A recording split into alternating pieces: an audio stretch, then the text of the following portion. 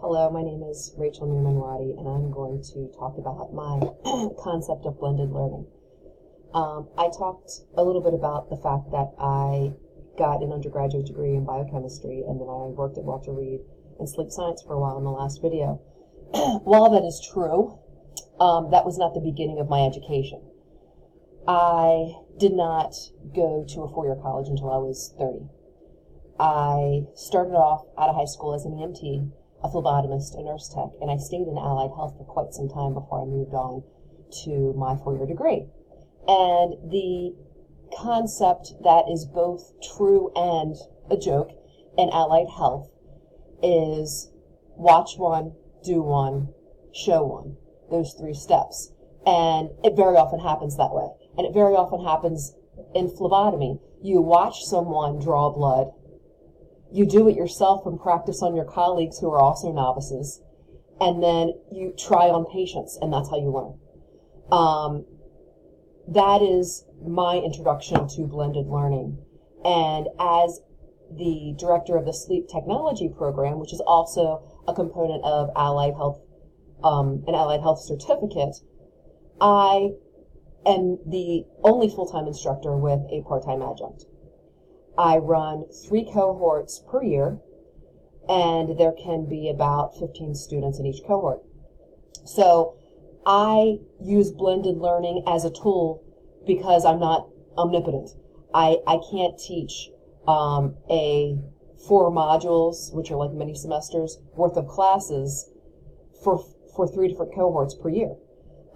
So as a necessity, we use online classrooms and videos and all types of return demonstration that are both quizzes and tests online, but also other ways of return demonstration, and some of which that we rely on heavily is the externship, where you perform hands-on skills after you've read about them and talked about them and practiced them. So that is where I come up with my concept of blended learning. And as I said, a lot of it is from the online allied health sector, and a lot of it is from pure necessity. However, being from allied health, I believe that blended learning is the best model, and I guess that's why we're all here to talk about that. But in allied health, we have amazing simulation labs with amazing sim mannequins that cough, respond, talk, blink, have a heartbeat, heart rate, respirations. Allied health is very big in simulation, and simulation and practicing a skill is the best way to perfect it before you perform it in your career. So one of the things that really changed my concept of teaching in a blended learning environment was Robinson's TED Talk, Do Schools Kill Creativity? My husband is one of the smartest people I've ever met, and he is a musician and can play and can pick up any instrument. And he also does IT support for local hospitals. He I think took a couple of courses in college before he dropped out.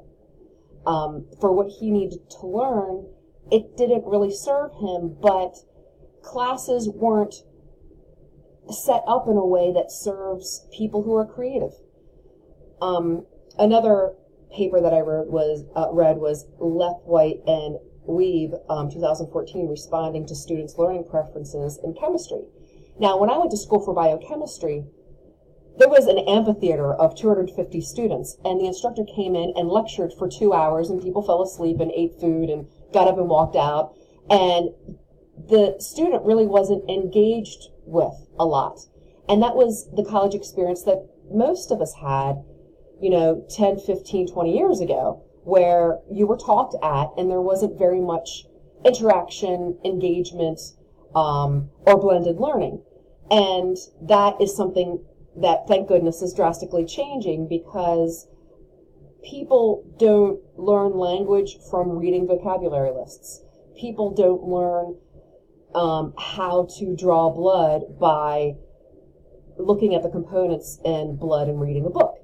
And that is where things are going to change a lot, and that's, I guess, why we are here to learn more as professors, to incorporate this wonderful type of blended learning into our curriculums.